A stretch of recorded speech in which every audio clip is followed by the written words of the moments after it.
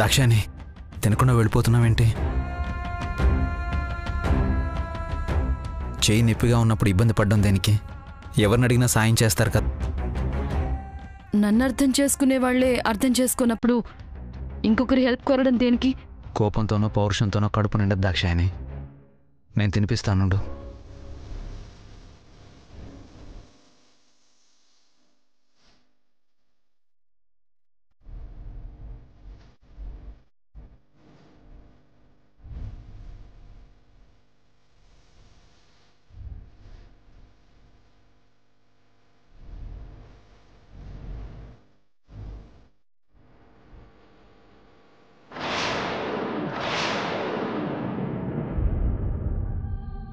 ఎందుకు తినాలి?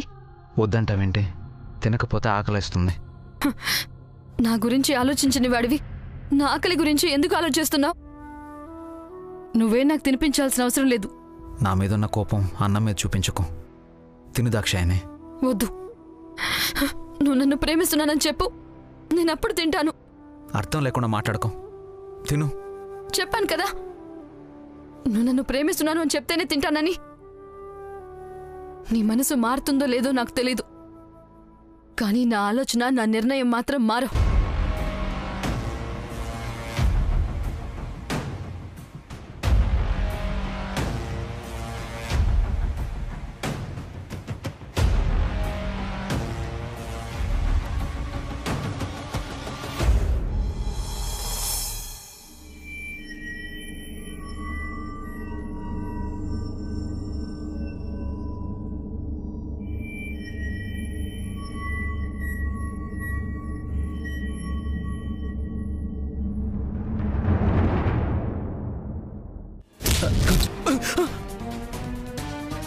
ఏమండి, నిజాలేంటో తెలుసుకోకుండా ఎవరో ఇచ్చిన మాట్లాడదు సీత. వీడు నాకు చెప్పకుండా కాలేజ్కి, గుడికి, మార్కెట్కి, కనీసం పొలానికి కూడా వెళ్ళాడు. అలాంటి వాడు మందు పార్టీలకు వెళ్తున్నాడు అంటే నువ్వు ఎంకరేజ్ చేస్తున్నావు వీడిని. తప్పు చేస్తే బుద్ధి చెప్పాల్సింది పోయి వాడిని బాగు చేయడానికి సమర్థిస్తున్నావా, చెడగొట్టడానికి సమర్థిస్తున్నావా? ఆయన నన్నెంతగానో నమ్మారు. నేను మాత్రం అబద్ధాలు చెప్తూ ఆయన్ని మోసం చేస్తున్నాను.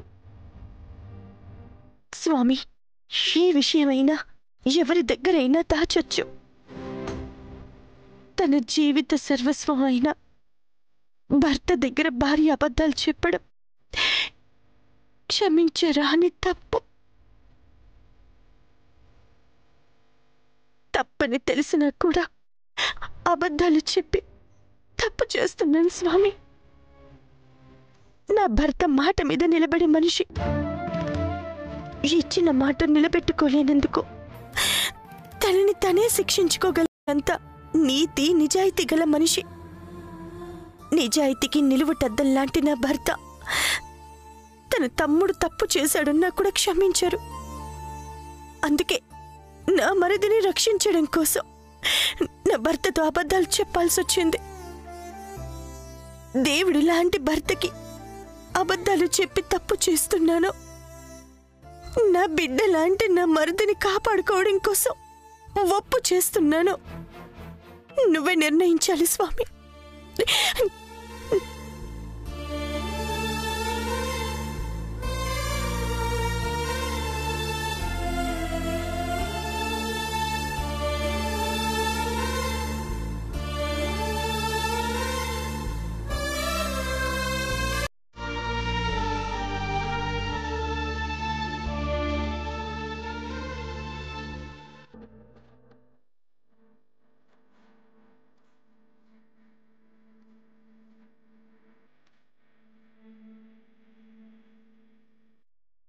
దేని గురించి ఆలోచిస్తున్నారు సీత గారు?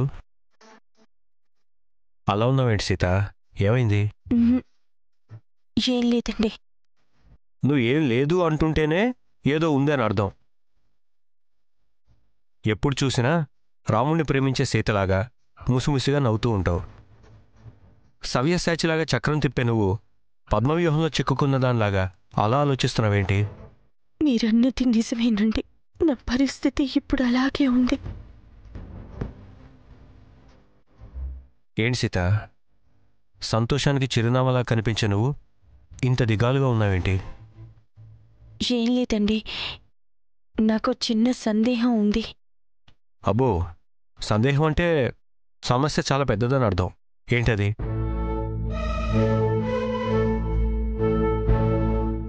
భార్య భర్తల మధ్య ఎలాంటి దాపరికాలు ఉండకూడదంటారు కదా. అంటారు. అయితే మీరు ఎలాంటి వారో, మీ మనసు ఎంత స్వచ్ఛమైందో నాకు తెలుసండి. నాకు తెలిసేత నువ్వు కల్తీ లేని బంగారానువని.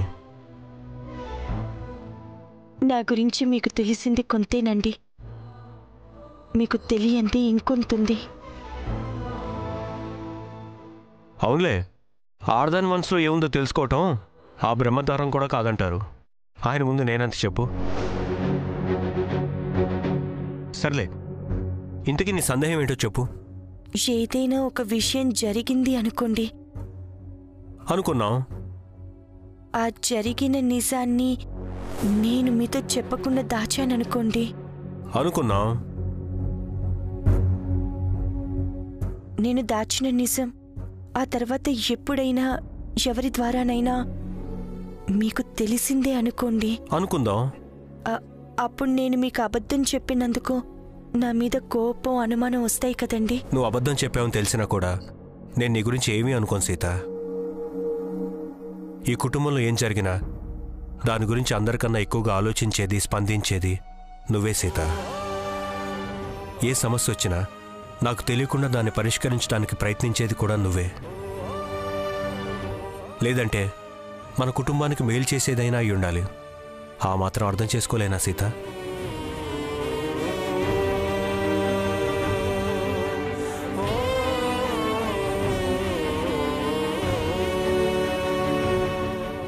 సీత, ఏం జరిగింది? ఏంటి కన్నీళ్ళు? అర్థం లేని పిచ్చి పిచ్చి సందేహాలు మనసులో పెట్టుకుని బాధపడటం ఏంటి? అలాంటివన్నీ ఆలోచించడం మానేసాయి.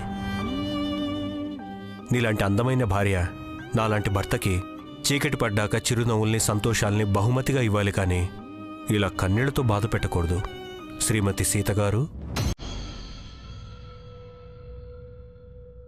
నీ మీద నాకున్నది ప్రేమ కాదు, నమ్మకం. ఎందుకో తెలుసా? ప్రేమ పుట్టేది, పెరిగేది, ఉండేది నమ్మకంతోనే కాబట్టి. సీత, ఆడిటర్ గారికి ఫోన్ చేయమని చెప్పాను. ఆయనే అనుకుంటా. ఆయనే. ఒక్క నిమిషం. నా మీద మీకున్న నమ్మకానికి థ్యాంక్స్ అండి. గుండెల్లోని భారం అంతా దిగిపోయినట్టుగా ఉంది ఇప్పుడు.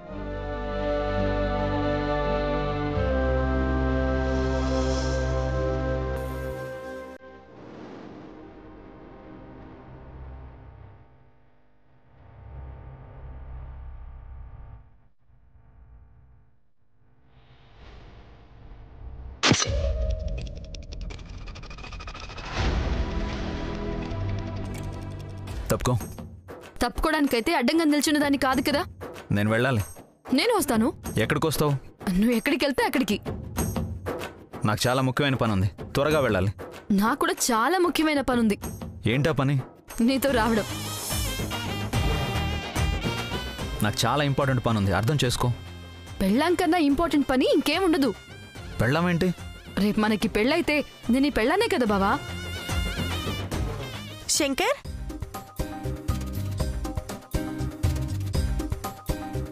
ఏంటోదనా? స్వాతి నీకోసం ఫోన్ చేసింది. స్వాతి ఎవరోదనా? ఏంటయ్యా అప్పుడే మర్చిపోయావా? నువ్వు పెళ్లి చూపుల్లో చూసిన అమ్మాయి, నీకు కాబోయే భార్య. తను నీతో మాట్లాడతానంటోంది. నీ నెంబర్ అడిగితే ఇచ్చాను. స్వాతి ఫోన్ చేస్తే వెళ్ళి కలిసి మాట్లాడు.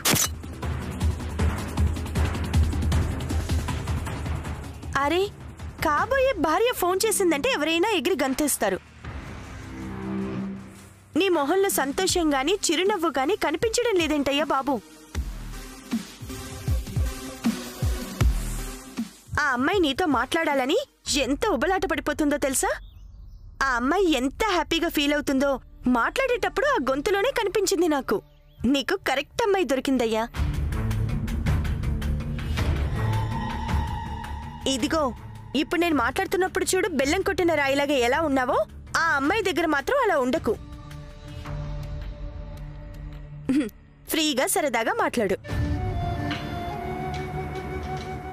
ఆ అమ్మాయి సంతోషపడుతుంది. సరేనా? సరే వదినా.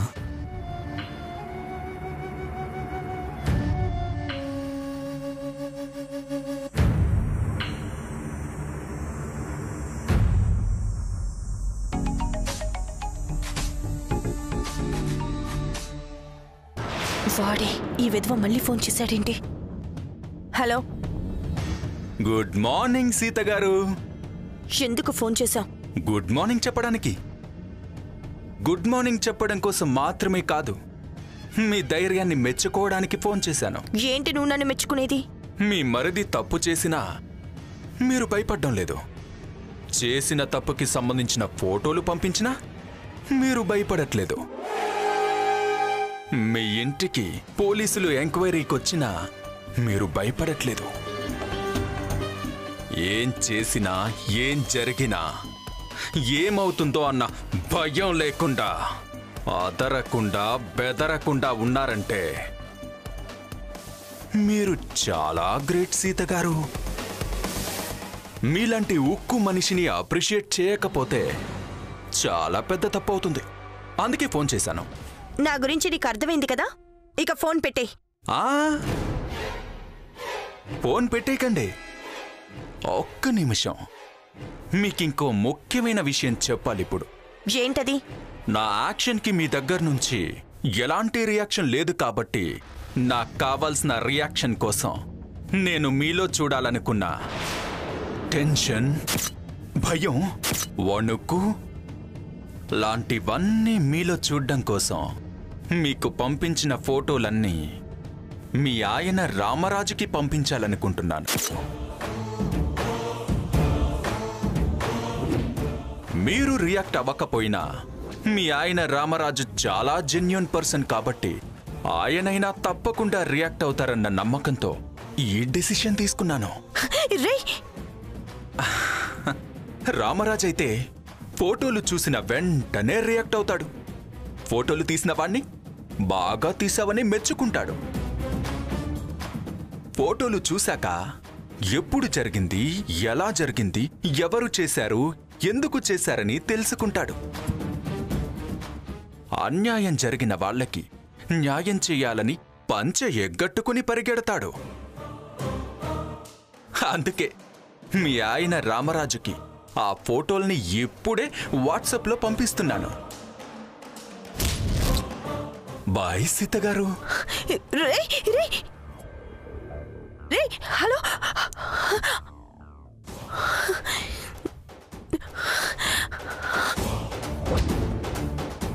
వాడు నిజంగానే ఆయనకి ఫోటోల్ని పంపిస్తాడా? ఆయన చూసి కొంప మునిగిపోతుంది. అలాగేనండి, పెళ్ళంటున్నారు కాబట్టి నేను మా వాళ్ళ చేత మీ ఇంటికి స్టాక్ పంపిస్తాను. మీ ఇంట్లో వాళ్ళని వాళ్ళకి నచ్చినవి సెలెక్ట్ చేసుకోమని చెప్పండి. తర్వాత రేటు గురించి మాట్లాడదాం. ఇవాళ కాదండి, ఎల్లుండి కొత్త స్టాక్ వస్తుంది. కొత్త స్టాక్ అయితే మీకు సెలెక్ట్ చేసుకోవడానికి చాయిస్ ఉంటుంది. అది వచ్చాక పంపిస్తాను.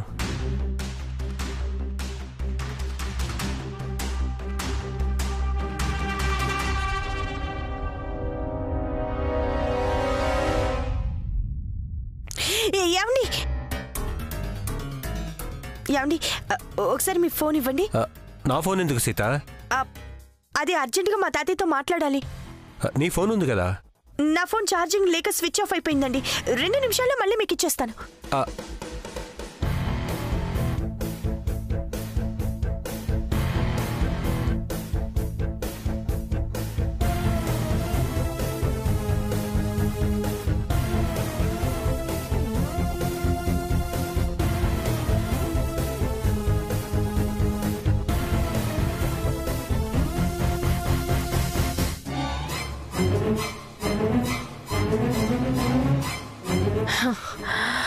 వీడు పిచ్చి పిచ్చి వేషాలు వేస్తున్నాడు. వీడిని వదలకూడదు.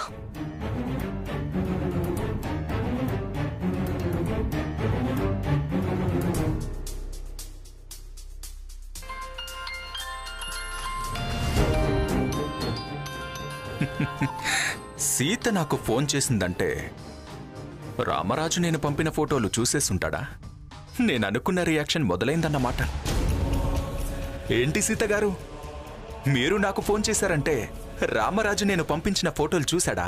రే పిరికి వెదవా, కంటికి కనిపించకుండా మాట్లాడడం కాదురా. ఎవడ్రా నువ్వు? మీ ఇంటి పరువు తీసే మీ శ్రేయోభిలాషిని. ఫ్యామిలీని డిస్టర్బ్ చేయాల్సిన అవసరం నీకేంట్రా? అసలు మా ఫ్యామిలీకి నీకు సంబంధం ఏంటి?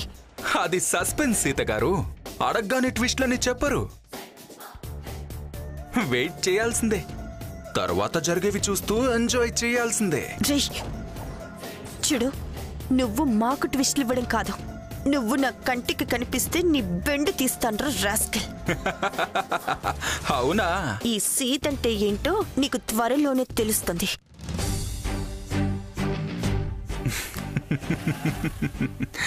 ఈ ఆడాళ్ళకి గరిట తిప్పడం చేతకాకపోయినా మీసం మెలేసినట్టు మాట్లాడతారు. ఈవిడకున్న స్పెషాలిటీ అదేనేమో.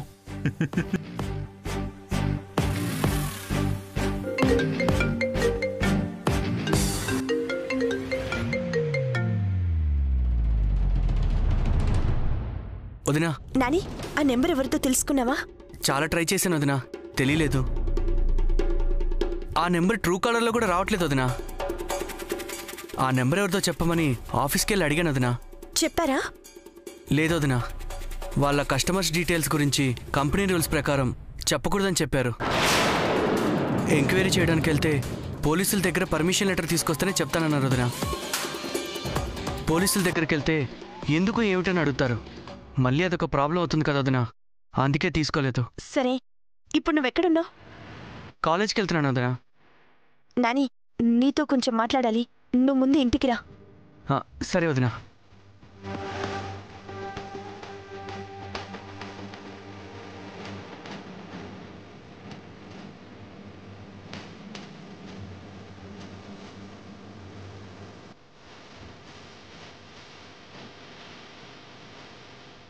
ఏంటి వదినా అంత అర్జెంటుగా రమ్మన్నావు, ఏం జరిగింది? నాని, ఆ రోజు మీ పార్టీకి వెళ్ళిన దగ్గర నుంచి మీ గొడవ అయ్యే వరకు మీ ఫ్రెండ్స్ ఎవరెవరు ఉన్నారో నాకు చెప్పు. నువ్వు తర్వాత భయపడదు గాని ముందు ఏం జరిగిందో చెప్పు.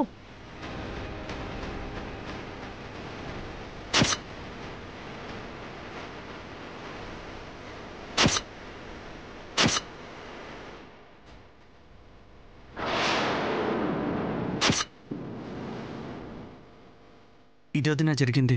ఆ రోజు పార్టీలో నీతో పాటు ఆఖరి వరకు ఉన్న నీ ఫ్రెండ్స్ ముగ్గురు ఎక్కడున్నారు? ఆ రోజు నుంచి నేను ఎవరిని కలవలేదు వదినా. వాళ్ళింటికి కూడా పోలీసులు వచ్చేళ్ళారని తెలిసింది. వాళ్ళు ఎక్కడుంటారో నీకు తెలుసా? ఆ ముగ్గురులో దినేష్ ఎక్కడుంటాడో నాకు తెలీదు, మిగతా ఇద్దరు ఎక్కడుంటారో నాకు తెలుసు వదినా. సరే, మనం ఇప్పుడు వాళ్ళని కలవాలి, పద. వదినా, వాళ్ళ దగ్గరికి ఎందుకు ఇప్పుడు? నాకు ఫోన్ చేస్తూ ఫోటోలు పంపించి బెదిరిస్తున్నది ఎవరో తెలుసుకోవడానికి. పద వెళ్దాం. వద్దొదినా, ఇప్పటికే మన ఇంటికి పోలీసులు వచ్చేళ్ళారు. మనం ఇప్పుడు వాళ్ళ ఇంటికి వెళ్ళి ఎంక్వైరీ చేస్తున్నామని తెలిస్తే పోలీసులకి నా మీద ఇంకా అనుమానం వస్తుంది వదినా. నేను నిన్నొక్కడిని వెళ్ళమండం లేదు, నేను కూడా నీతో వస్తున్నాను కదా, నువ్వు భయపడకు, రా. వదినా వద్దొదినా, వదినా అన్నయ్య తెలిస్తే ప్రమాదం వదినా. మీ అన్నయ్య షాప్ నుంచి వచ్చేలోగా మనం తిరిగి వచ్చేస్తాం. కార్తీ, వదినా పద నాని.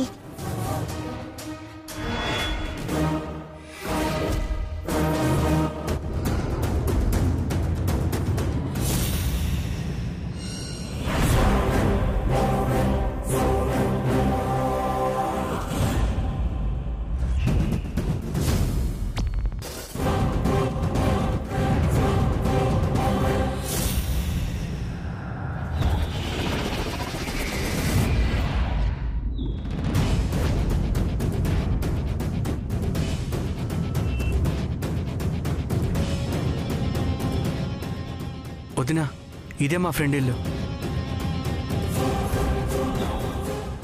రవి,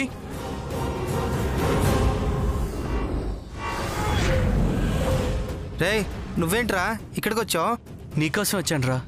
మావా ఎందుకు వచ్చావురా? ఆల్రెడీ మా ఇంటికి పోలీసులు వచ్చారురా. నీతో కలిస్తే మేము ఇరుక్కుపోతాంరా, వెళ్ళిపోరా ప్లీజ్. మనకి ఏ ప్రాబ్లం ఉండకూడదనే నీతో మాట్లాడదామని నేను మా వదిన వచ్చావురా. రే మావా వెళ్ళిపోరా, నా మాట వినరా ప్లీజ్ రా. రేయ్, బుద్ధుందరా నీకు?